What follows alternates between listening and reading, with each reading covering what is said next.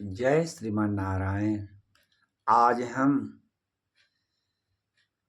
मोक्ष को प्रदान करने वाले उत्तम मास पर विचार करेंगे।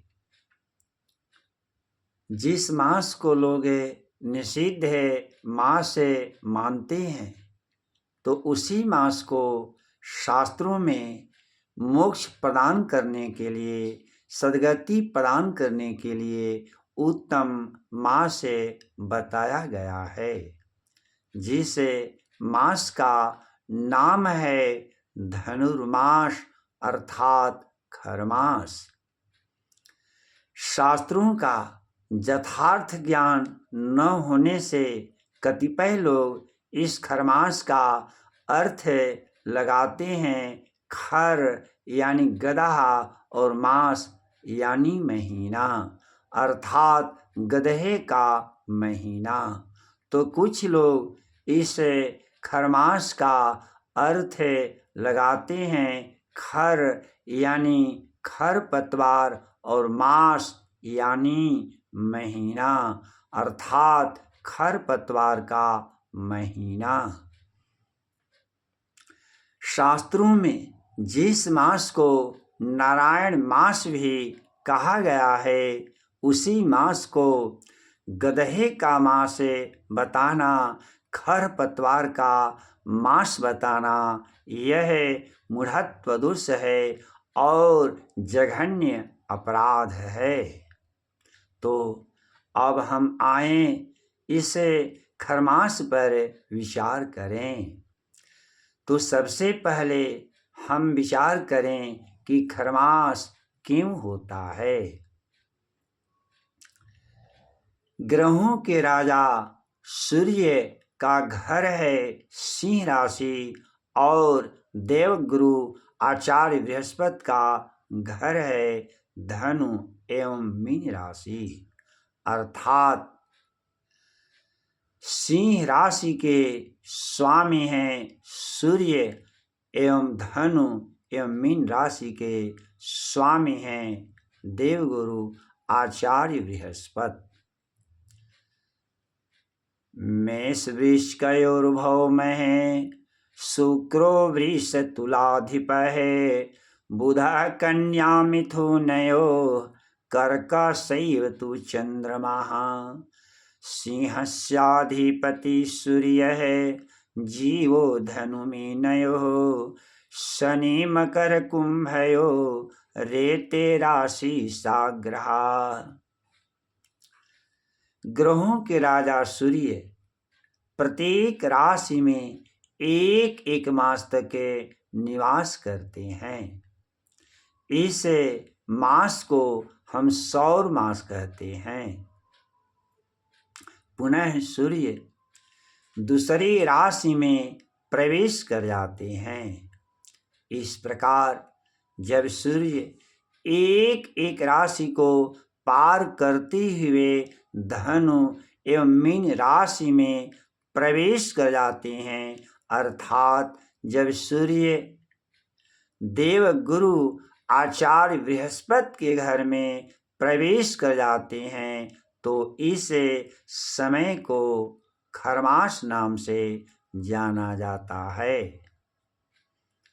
शास्त्रों में इसे गुरुआदित्य काल भी कहा गया है, अर्थात जब ग्रहों के राजा सूर्य के घर में देवगुरु आचार्य बृहस्पति चले आते हैं, अर्थात सिंह राशि में जब गुरु प्रवेश कर जाते हैं या देवगुरु आचार्य बृहस्पति के ही घर में अर्थात धनु एवं मीन राशि में जब सूर्य ही चले आते हैं, तो इस समय को, इस काल को गुरुआदित्य काल कहा जाता है। इस गुरुआदित्य काल में विवाह आदि समस्त मांगलिक कार्य नहीं करना चाहिए, ऐसा शास्त्रों में आदेश है। गुरुक्षेत्र गते भानौ भानु क्षेत्र गते गुरौ गुरुवादित्यः स विज्ञेयः प्रवर्ज्यः सर्वकर्मसु। अब हम खरमास शब्द का सही अर्थ जाने तो खर का अर्थ होता है तीक्ष्ण और मास का अर्थ होता है महीना। अर्थात जो महीना तेज से युक्त हो, प्रखरता से युक्त हो, निपुणता से युक्त हो, उसे खरमास कहते हैं। इस समय ग्रहों के राजा सूर्य अपने गुरु आचार्य बृहस्पति के घर में प्रवेश करके ज्ञान प्राप्त करते हैं। अपने गुरु आचार्य बृहस्पति के घर में जब ग्रहों के राजा सूर्य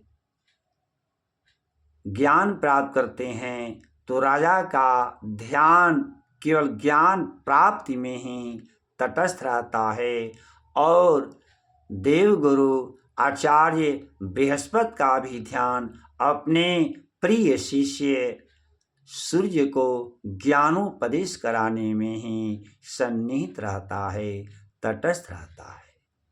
जब प्रजा के ऊपर राजा का ध्यान न हो, गुरु का ध्यान न हो, जब प्रजा के ऊपर राजा एवं गुरु की दृष्टि न हो तो प्रजा का मंगल कैसे संभव है। यही कारण है कि इस खरमास में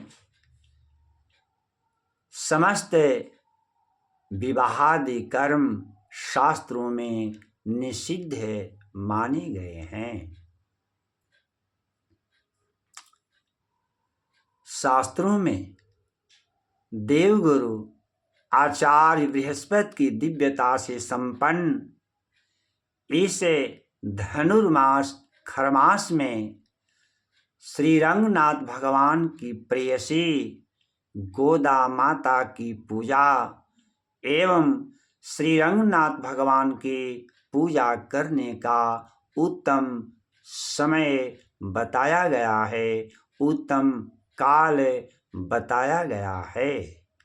इसीलिए इस मास को, खरमास को नारायण मास भी शास्त्रों में कहा गया है। इस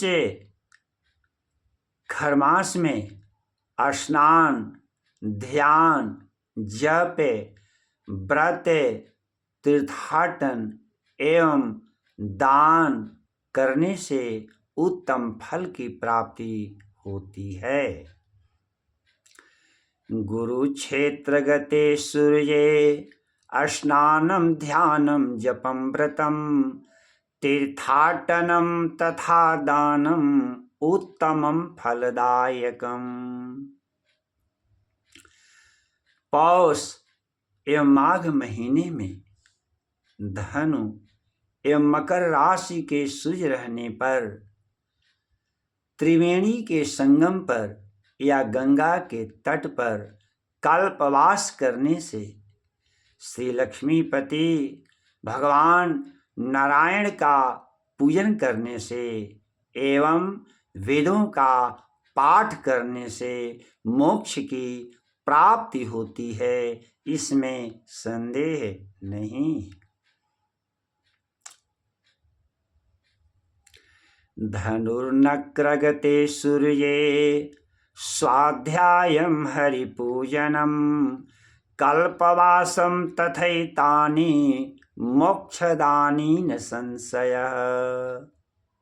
अतः यह खरमास आध्यात्मिक शक्ति प्राप्ति के लिए सर्वश्रेष्ठ मास माना गया है।